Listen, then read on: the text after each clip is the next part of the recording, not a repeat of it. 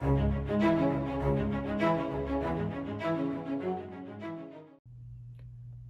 Matt here. Just a quick thing that I ran into that might help somebody else.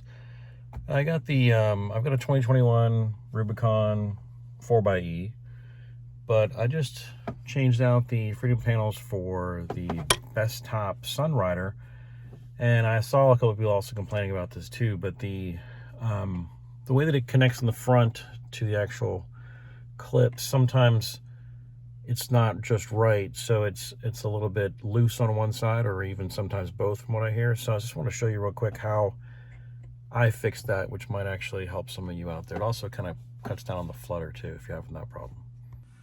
Okay, so this is the part in question. This part or on that side. What I found was when I did installation for mine, this was just kind of hanging here doing nothing. It was good enough to where it didn't go anywhere, but it was just, if I hit a bump, it would just pop down a little bit, but it wouldn't unbuckle.